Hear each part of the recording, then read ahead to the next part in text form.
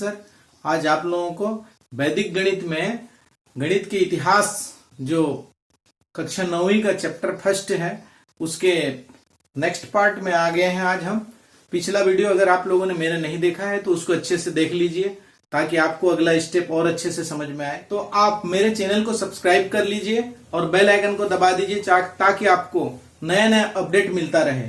और आपको अपडेट मिलने से फायदा क्या होगा, आप हमेशा जब भी मैं वीडियो अपलोड करूंगा आपको तुरंत मिल जाएगा और आप देख सकते हैं। और अगर आप देखने के बाद अगर आपको अच्छा लगता है तो शेयर कीजिए, साथ में लाइक करना मत भूलिए और अपने मित्रों को भी बताइए और उनको सेंड भी कीजिए।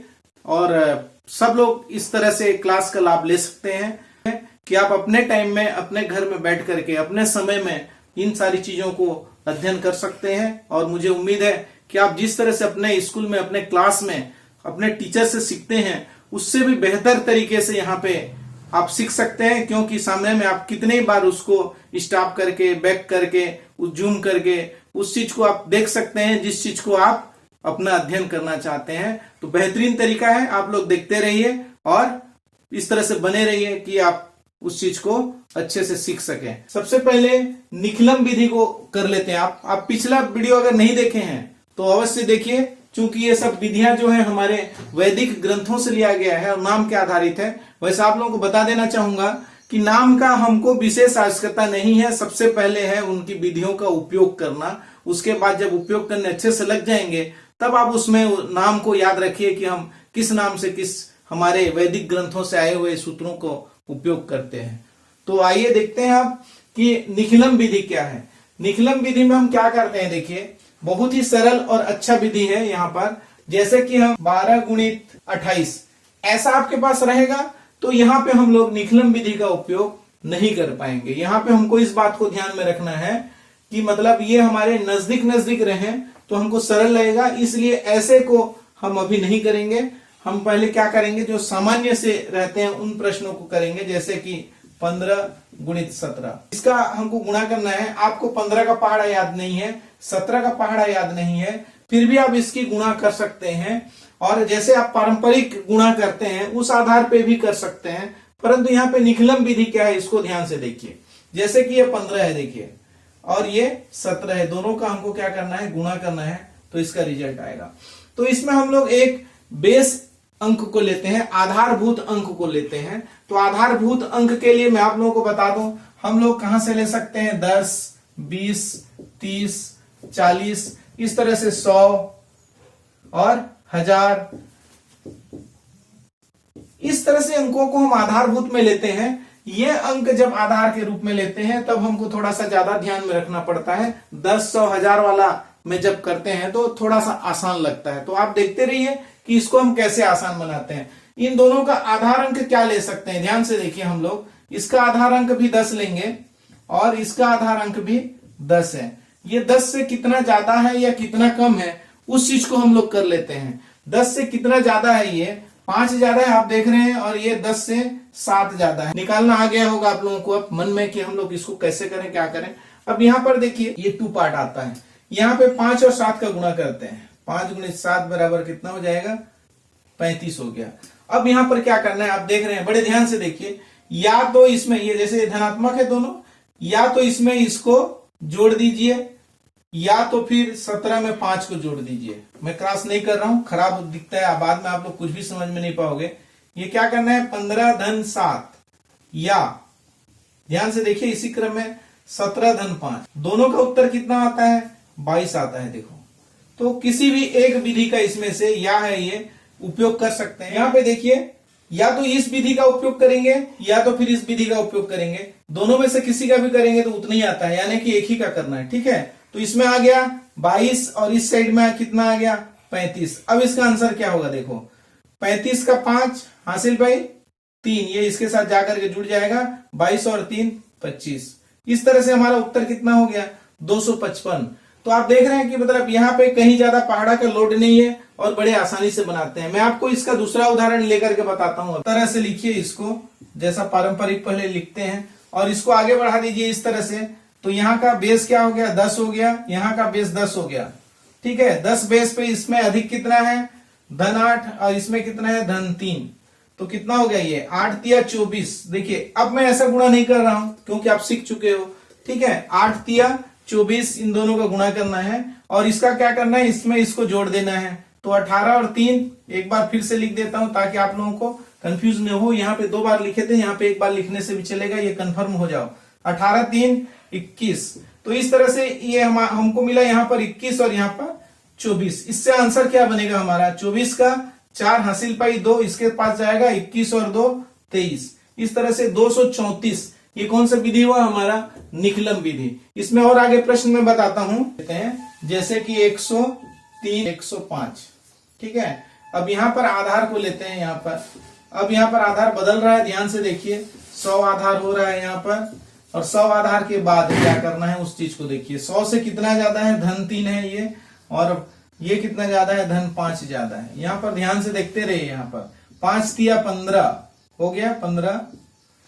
और यहाँ पर क्या करना है, इसको इसको जोड़ना है या तो फिर इसको इसको जोड़ना है। 105 और 3 108 होता है, ये हो गया।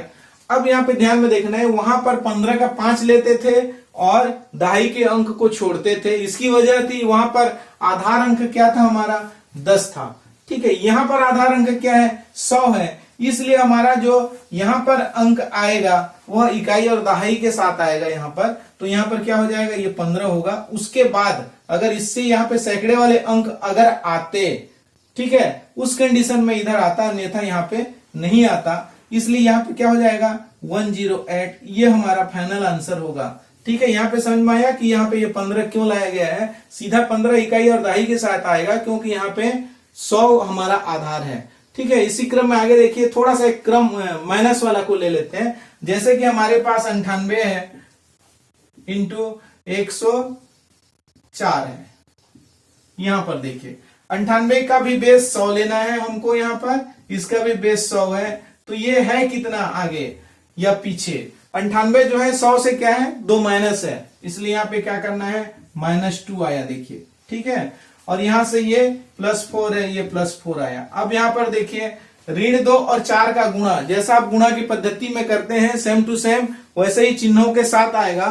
तो क्या हो गया, ये 4 दूनी 8, ये -8 आया। देखो ठीक है, -8 आया। अब यहाँ पर देखिए क्या करना है, या तो इसको इन दोनों को जोड़ दो। देखो 98 और 4 कितना होता है, और 104 में से 2 घटा दो, आएगा कितना, आखिर 102 ही आएगा, चाहे आप किसी भी काम को कर लो। यहाँ पे मैं बताया था अभी, चूंकि ये 100 से हमारा आधार है, इसलिए यहाँ पे 2 अंक आना चाहिए। यहाँ पर 1 अंक है, वो भी माइनस है, इसलिए इसमें स्टेप को थोड़ा सा ध्यान में रखिए। ये 102 तो होगा, यहाँ पे 2 अंक के जगह पर अभी शून्य आएंगे क्योंकि यहाँ पे माइनस चिन्ह वाला है। ठीक है, यहाँ पे माइनस होने की वजह से यहाँ पे पहले 2 शून्य का उपयोग करेंगे, उसके बाद इस -8 को लिखेंगे, और जब जो आएगा आंसर उसका वही आंसर होगा। क्या हो जाएगा, 10 में 8 गया 2, यहाँ पे फिर कितना बचा 9, यहाँ पे 1, यहाँ पे 0 और ये 1। इस तरह से आपका आंसर कितना हो जाएगा, 10,192 हो जाएगा इन दोनों को गुणा करने पर। आ रही है समझ में। तो इस तरह से आप देख रहे हैं कि बहुत ही आसान तरीका है, लगभग आपको सारी चीजें बता दी गई हैं। हाँ, यहाँ पे जब हम 20 वाला आधार लेते हैं, एक छोटा सा बता देता हूं। यहाँ पर यदि हम यहाँ पर 21 गुणित 21 लेते हैं, देखिए इसका क्या होता है, आंसर 441 होता है। आपको ऐसी मालूम है। चलिए अब मैं इसको करके बताता हूं। यहाँ पे इसका आधार क्या हो गया, 20 हो गया। यहाँ पर 1 आया, ज्यादा आया ना 1। यहाँ पर भी 20 आधार है, इसका भी +1 है, 1 1 हम 1 होता है। ठीक है, यहाँ वाला काम खत्म हो गया। यहाँ पर देखो 21 में 1 जोड़ दो, या इधर वाले को भी जोड़ोगे तो क्या हो जाएगा, 22 हो जाएगा। परंतु यहाँ पर देखिए, चूंकि 20 इसका बेस है, आधार 20 है, यानी कि 10 से 2 गुना है, इसलिए हम क्या करेंगे, यहाँ पर 2 का गुणा कर देंगे, क्योंकि ये आधार हमारा दुगुना हुआ है। और इस तरह से 22 दूनी क्या हो गया, 44 हो गया। यहां से एक ही अंक आता है, इसलिए हमारा आंसर कुल मिला कितना हो जाएगा, 441। आप लोगों को अगर 21 का वर्ग आता है तो 21 का वर्ग भी 441 होता है। ठीक है, अब देखिए अनुरूपेण विधि, ये भी बहुत ही सरल और बेहतरीन विधि है, जिसको कि आप इसके सूत्र को, आप एक सूत्र आपको याद होगा, a + b का होल स्क्वायर बराबर a² + 2ab + b²। ठीक है, आप लोग इससे पहले क्रॉस मल्टीप्लिकेशन यानी कि आप ऊर्ध्वतिर्यकम विधि पढ़े हैं, वो विधि और ये विधि लगभग सेम है, लगभग। ठीक है, लेकिन थोड़ा सा अलग दिखता है। ये विधि भी आपको सरल लग सकता है। देखिए इसमें करना क्या है, ये 2 अंक हो गया, ये प्लस को हटा दिए और उसका वर्ग करना, यानी कि किसी भी संख्या का वर्ग के लिए ये फार्मूला लागू हो जाएगा। तब ये क्या हो जाएगा, देखो पहला पद का वर्ग, यहाँ पर पहला पद है, ये पहला पद लिखिए इसको, और ये दूसरा पद है। मैं पहला और दूसरा पद का उपयोग करता हूं इसलिए आप लोगों को इसको बता दिया, ठीक है। तो ये ए वर्ग हो गया, यहाँ पे क्या आ जाएगा 2 इंटू फर्स्ट पहला पद और दूसरा पद का गुणा हो गया, और यहाँ पे दूसरे पद का वर्ग हो गया। आप इस रूप में याद पहले से रखे होंगे, आप इस रूप में याद अब रखिए, और जब इसका अप्लाई करेंगे, इसका उपयोग करेंगे, तब आपको उसको कंफर्म हो जाएगा कि हमको क्या करना है। जैसे कि उदाहरण के लिए यहाँ पे 15 का वर्ग, 15 का वर्ग में मैं आप लोगों को कई तो विधि बता चुका हूं, उसमें से आप देख के बता सकते हैं। देख के बताएंगे तो क्या होगा, 1 दूनी 2 और 5 पचे 25, ये रिपीट हो गया। पिछला सेशन रिपीट हो गया, इतना उत्तर आना चाहिए। अब इस विधि से बनाएंगे तो भी हमारा उत्तर उतना ही आएगा। अब आप कंफर्म हो जाएंगे। फिर उसके बाद देखिए फर्स्ट ये क्या हुआ 1 आप 5 ऐसा लिखा गया है, तो ये ऐसा हुआ, ये बराबर पहला पद का वर्ग यानी कि 1 का वर्ग, उसके बाद दुगुना पहला पद गुणित दूसरा पद, ठीक है, उसके बाद दूसरे पद का वर्ग। अब यहाँ पे लिखना क्या है, 5 पचे 25 हो गया, 5 एकम 5 दूनी 10 हो गया, और 1 एकम 1 हो गया। तो ध्यान से देख रहे हैं, 25 का 5 यहाँ पे ये आएगा, 10 और 2 12, 12 का 2 हासिल पाई 1, ये यहाँ पे आ गया, 1 और 1 2, देखो 225 भी आ गया। तो ये तो छोटी अंक थी, या इसको दूसरे विधि से जानते हो, इसलिए इस विधि से ये ज्यादा सरल लगेगा। परंतु इस विधि का उपयोग कब सरल लगेगा वो बता देता हूं। जैसे कि ऐसी चीजें, जैसे 18 का आपका वर्ग याद नहीं है मान लिया आपको, तो इस विधि का उपयोग करके आप 18 का वर्ग को भी ज्ञात कर सकते हैं, ठीक है। जैसे कि 18 का वर्ग, मैं इसको बता देता हूं 18 का वर्ग कैसा होगा। 18 का वर्ग को हम क्या करेंगे, अब देखो, अब आब्लिक में भी नहीं लिखेंगे, अब आपको आदत हो चुका है, समझिए।